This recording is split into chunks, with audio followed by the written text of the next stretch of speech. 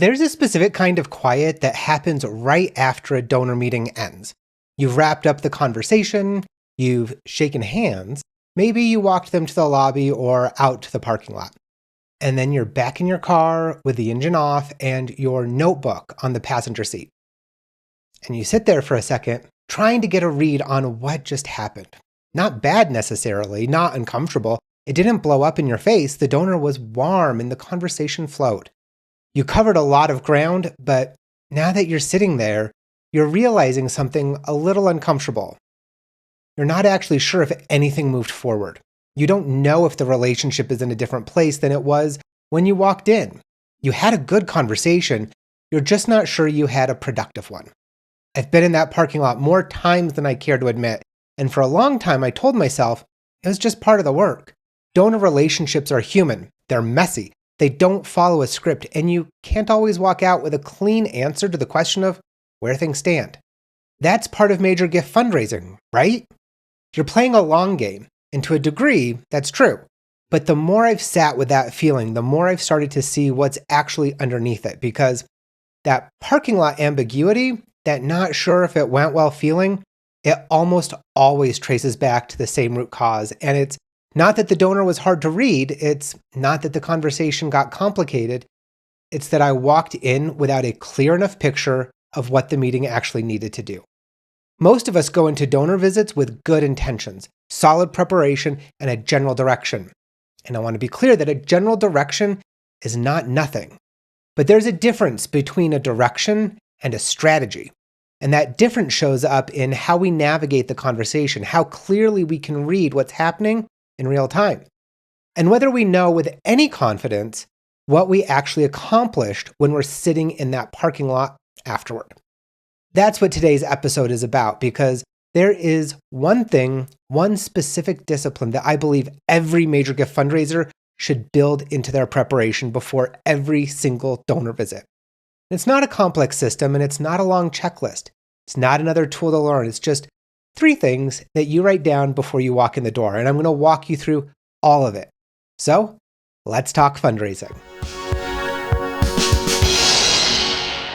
I want to start with a story, and if you've been listening to this podcast over the last couple of weeks, you've heard this one before, but I want to come back to it now from a completely different angle because it's relevant in a way I didn't fully get into the first time I told it.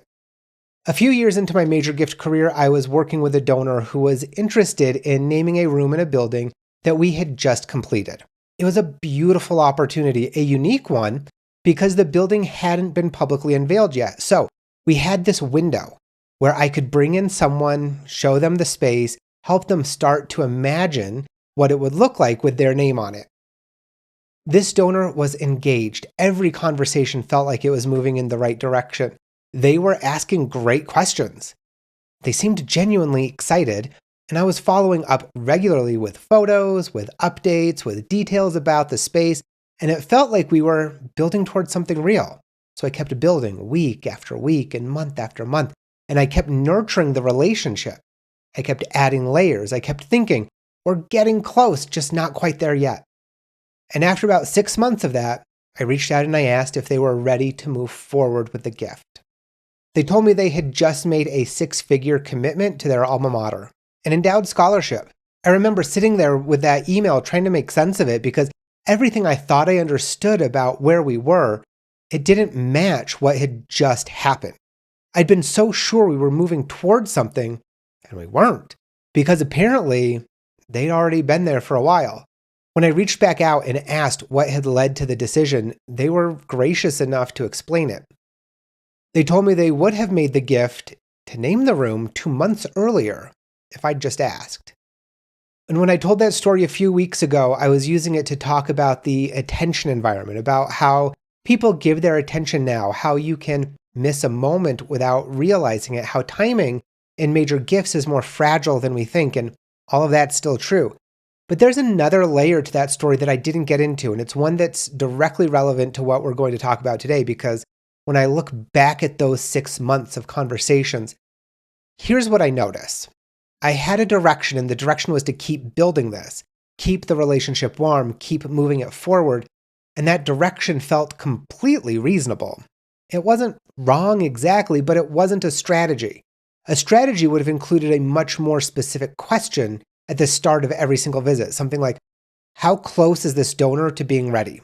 What signal would tell me they're ready to be asked? And am I actively looking for that signal every time we talk?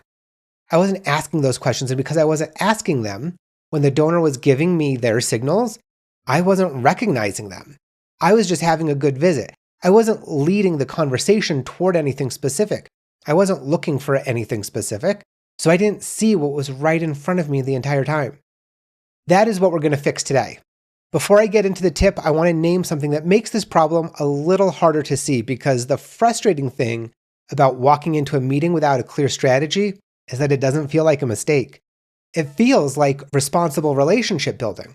You're letting things develop naturally. You're not forcing anything. You're being thoughtful and patient, and in major gift fundraising, those are actually virtues. The problem is that patience without direction is just waiting. And waiting quietly is how we end up 6 months down the road wondering why a relationship that felt promising hasn't gone anywhere. I've also noticed that the fundraisers who struggle the most with this tend to be the ones who care most about doing it right. They don't want to be pushy. They don't want to make the donor feel like they're just a number in the pipeline. And those are completely legitimate instincts. But there's a version of caring about the relationship that can actually underserve the donor because it keeps you in a holding pattern when they might be ready to do something meaningful.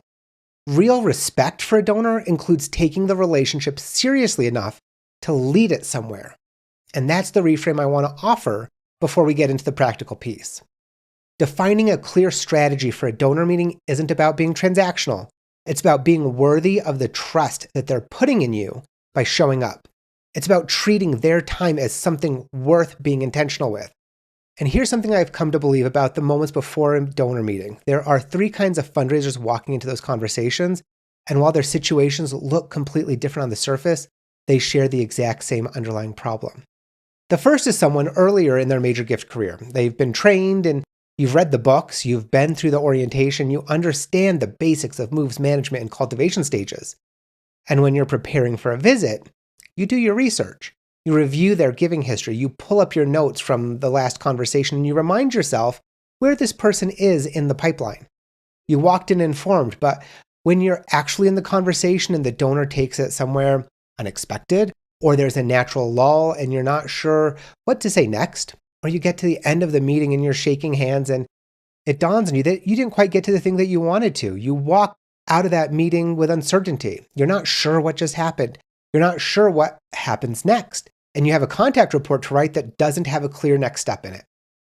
The second is someone who's been doing this for years. You have real experience. The relationship work comes naturally to you. But there's a donor in your portfolio, maybe more than one, who you've been stuck on for a while. And you've had plenty of visits, and the relationship is real.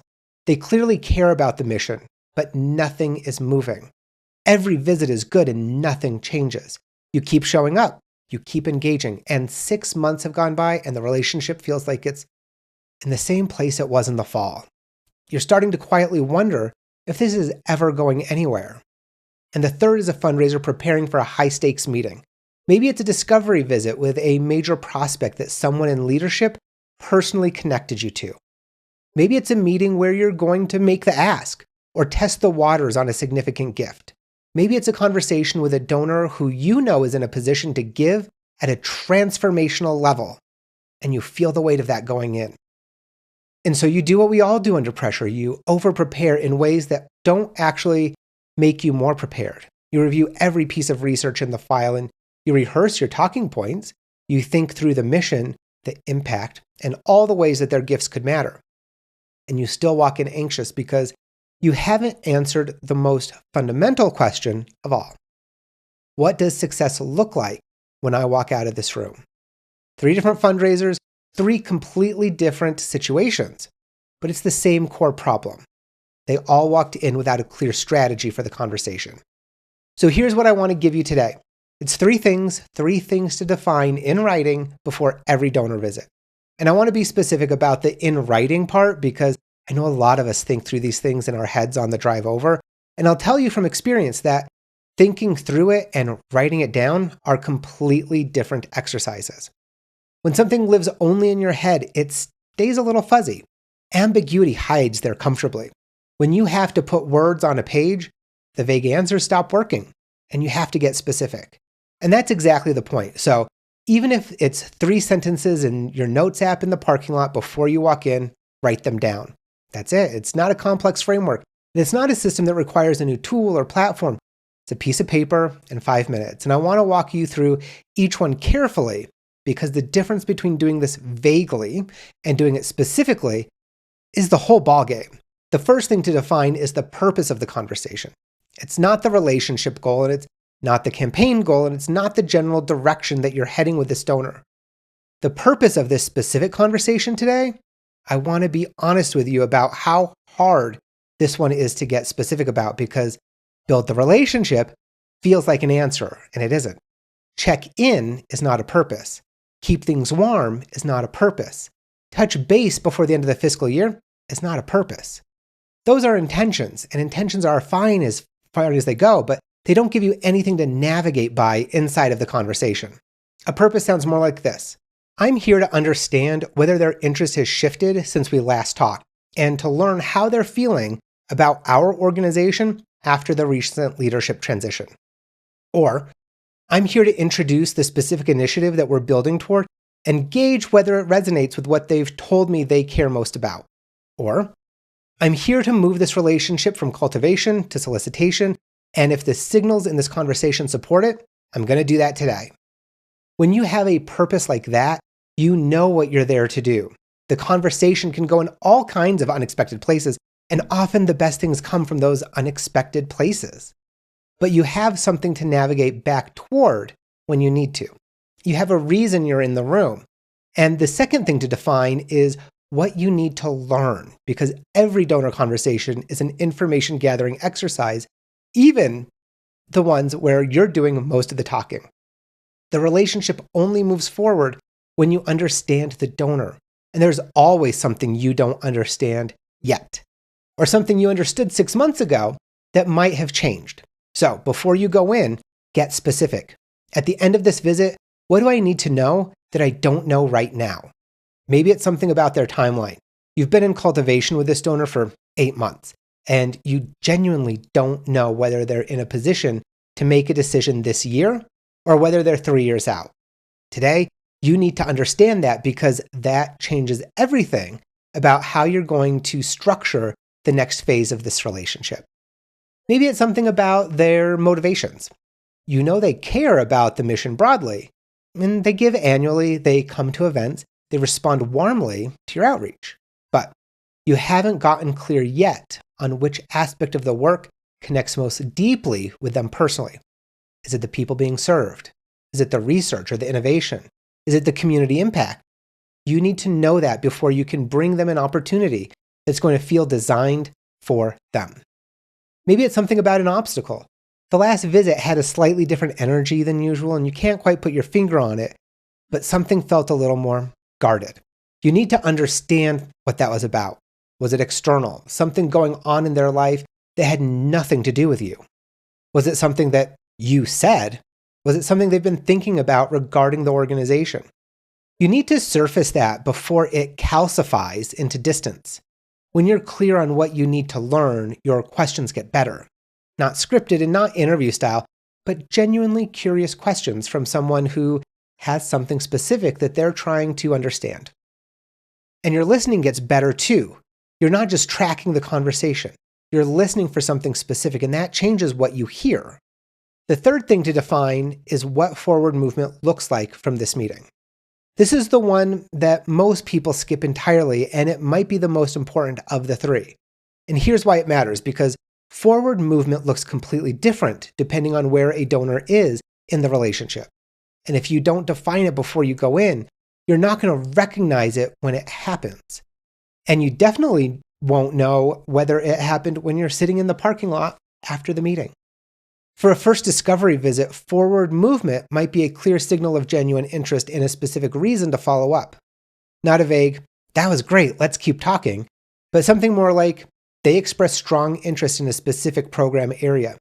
They asked a question that signals they're thinking concretely about what involvement looks like. and they mentioned something personal that opened a door for a deeper conversation. That's forward movement. For a mid-stage cultivation visit, forward movement might look like learning that the specific opportunity you've been building toward actually aligns with what they care about the most.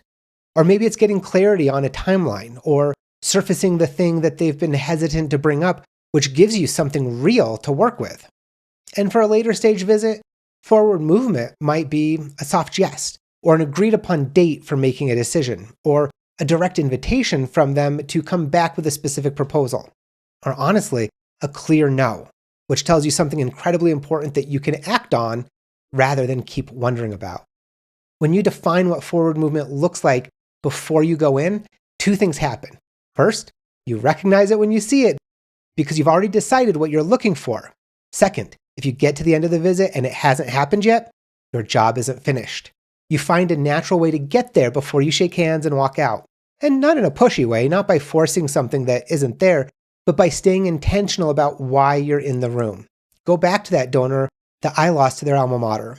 If I'd walked into every one of those conversations with a clear definition of what forward movement looked like, including, is this person showing any signals that they're ready to be asked? I would have seen what was right in front of me. Instead, I was having visits without a clear destination for each one, and that cost me the gift. I want to talk about what changes when you do this consistently, because the shift is bigger than it sounds from the outside. The most immediate thing is that your meetings have more direction. And when I say direction, I don't mean pressure, and I don't mean feeling like you're trying to sell something when you're supposed to be building a relationship. I mean that you know where you're going. The conversation can go off on a wonderful tangent, and you let it because you're not white-knuckling the agenda. But you have a compass, and when a natural pause comes or when you sense the conversation is rounding toward a close, you know it still needs to happen. The second thing that changes is your post-visit clarity. When you're in that parking lot, you have something to check back in against. It's not the vague question of, how did it go? But, did I learn what I needed to learn? Did forward movement happen? And if yes, what specifically? If not, what does that tell me and what do I do with it? Your contact reports get better, your next steps get clearer, your portfolio becomes something you can actually see instead of something that you're trying to hold in your head. And the third thing, which took me the longest to fully recognize, is that this changes how you understand your portfolio as a whole. Because when you're doing this consistently across every active donor relationship, patterns start to emerge. You start to see who's actually moving and who's been in the same place for 4 visits in a row.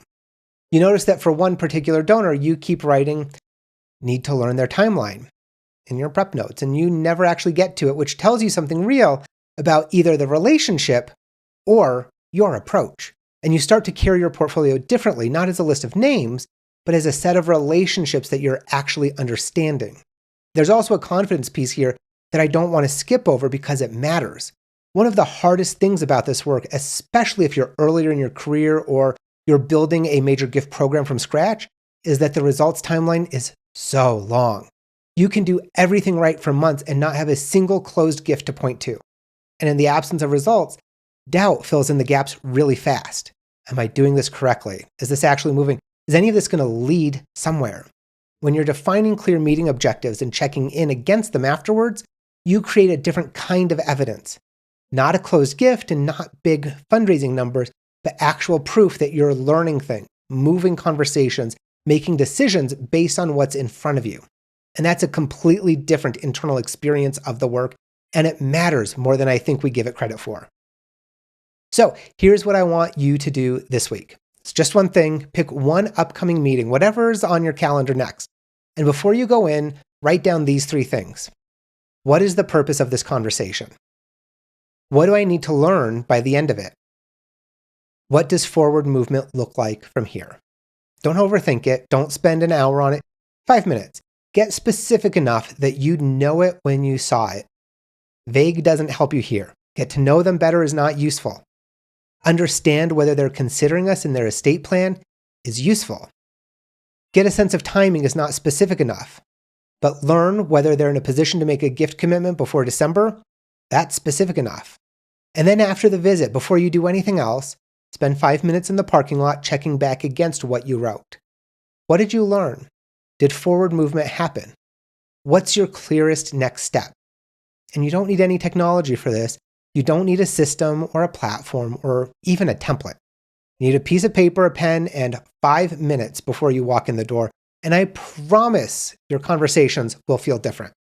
You'll walk out with more clarity, and over time, your portfolio will start to move differently because you'll stop accumulating a general sense that things are going fine. And you'll start accumulating real intelligence about where each relationship actually stands. One more thing I'd add to this is consider sharing what you wrote with a colleague or your manager before a big visit. And not as some kind of performance and not to look prepared, but as a discipline. Because when you say your strategy out loud to someone else, the soft answers stop hiding. I want to learn whether they're interested doesn't hold up when another person is looking at it. I want to understand whether they've decided to include us in their estate plan or whether they're still weighing it against 2 other organizations. That's a sentence someone can actually respond to, push back on, and help you sharpen. That kind of accountability changes the quality of the whole exercise. And as a bonus, it makes your one-on-ones with leadership much more substantive because you're walking in with a real strategy rather than just updates. Now, here's where I want to be honest with you. Defining your meeting strategy before you go in is the foundation. It's essential. It changes the quality of your preparation and your clarity coming out. But it doesn't prepare you for everything that happens once you're actually in the room. Because donor conversations, they don't follow the strategy that you wrote before you went in. They take turns you didn't plan for. A donor raises a concern you weren't expecting. They share something personal that requires you to respond carefully and pivot gracefully. They push back on something you thought was settled. Or they're significantly warmer than you expected, which means there's an opportunity in front of you that you didn't plan for. And now you have to decide in the moment how to handle it. In all of those situations, the question isn't whether you have a clear meeting objective, it's whether you've actually practiced what to do when the conversation goes somewhere you didn't anticipate. And for a long time, I didn't have a good answer to that. I could prepare myself with information. I could define my objectives. But the only real way I knew to prepare for the unexpected was to accumulate experience, which meant making mistakes in front of actual donors while I was learning. And in major gift fundraising, where a single relationship can represent years of cultivation and a gift that could genuinely transform your organization, that's an expensive way to learn. What changed for me was when I started using AI to build practice conversations before important meetings. Not a generic play the role of a donor kind of a prompt, but something much more specific where I'd take everything I knew about the donor I was about to meet, their personality, their history with the organization, their areas of hesitation, the topics I was most likely to navigate carefully. And I'd build a practice partner that actually reflected all of that. And then I'd make it harder than I expected the real conversation to be. I'd make the AI version more skeptical, more likely to raise the uncomfortable thing, more resistant to the path that I was planning to take. So that by the time I sat down with the actual donor, I'd already worked through the harder version.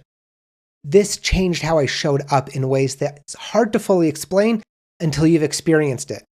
I wasn't just more confident going in, I was more flexible inside the conversation. Because I'd already been surprised in our practice rounds. I'd already found my footing in the awkward moment before I had to find it for real. So when something unexpected happened in the real conversation, it wasn't entirely uncharted. I'd already been somewhere close to it. And that is one of the things we build inside of Module 3 of the AI Advantage for Major Gift Fundraising. You walk in with your purpose defined, what you need to learn defined, and what forward movement looks like defined.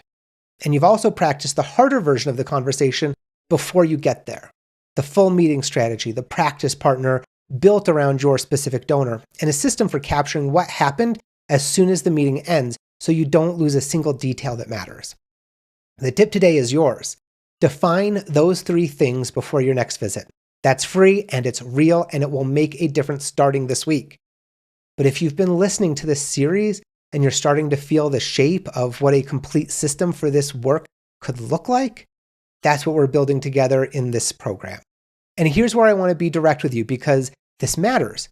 For several weeks now, I've been inviting you to join the VIP waitlist at letstalkfundraising.com/major gifts. And if you've been listening, you have a pretty clear picture at this point of what this program is, what it does, and who it's built for. We've covered a lot of ground together. The first cohort starts on May 4th, and enrollment opens this week. I'm not going to manufacture urgency or tell you that the walls are closing in, but I do want to be real with you about what this moment is. This founding cohort is a small group, and it's the only group that's going to be in the room while the program is being refined and shaped in real time. That's a different experience than what's going to come later. The access is different. The investment in your individual portfolio is different. You're going to have a direct hand in making this program what it becomes.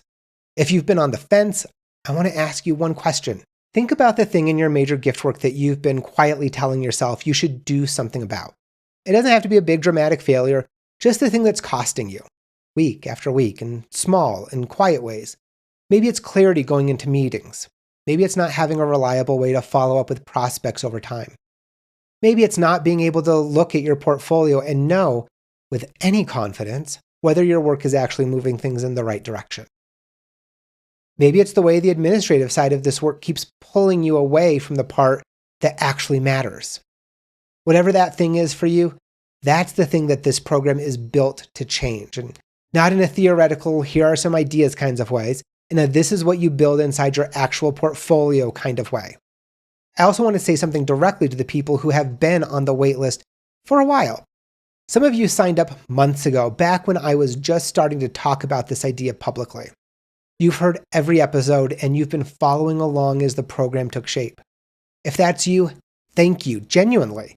Your presence in the conversations has helped shape what this program is becoming. And I want you to know that the founding cohort is designed with you in mind. People who saw this early, who understood the problem before I'd even finished articulating it.